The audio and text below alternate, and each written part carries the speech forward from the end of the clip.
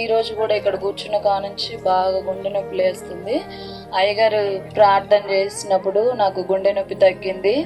మళ్ళీ ఇంకో విషయం ఏమిటంటే పోయిన సంవత్సరం ఇక్కడ ఈ అయ్యగారు మీటింగ్ పెట్టినప్పుడు మాకు మా పెదనాన్న వాళ్ళు మా పొత్తులో ఇద్దరిది స్థలం ఉన్నది.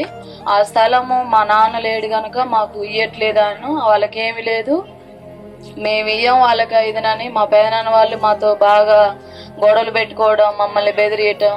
దేవా మాకంటూ ఎవరు లేరు, నీవే ఉన్నావు ప్రభువా అని మేము దేవుడి వైపు చూసి ప్రార్థించినప్పుడు అయ్యగారులో ఉండి మాతో మాట్లాడిండు. ఇక్కడ మీటింగ్కి వచ్చినప్పుడు మీ స్థలము మీకే దేవుడు అప్పగించుతాడు, మీరేం బాధపడబాకు, మళ్ళీ ముందు ఈ రోజు వచ్చినప్పుడు మీటింగ్లో మీరు సాక్ష్యం ఇస్తారన్న రీతిగానే వాళ్ళే వచ్చి కొలతాయిని తీసుకొని వచ్చి మా స్థలం మాకు పంచి ఇచ్చి వెళ్ళారు. ఈ చిన్న సాక్ష్యం దేవుడు దీవించుగా. పోయిన సంవత్సరం ఇక్కడే చెప్పారు, మీరు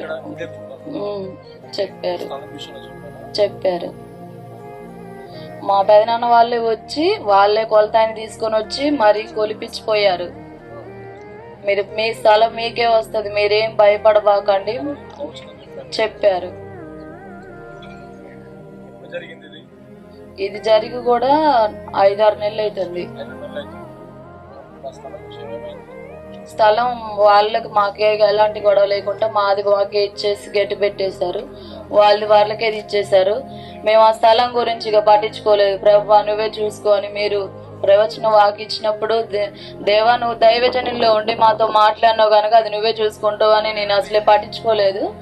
అప్పుడు వాళ్ళే కొలతాన్ని తీసుకొని వచ్చి మరీ వాళ్ళే పంచిపోయారు. మా 4 గుంటల స్థలం మాకే పంచి వాళ్ళకే గట్టి పెట్టుకొని వెళ్ళారు.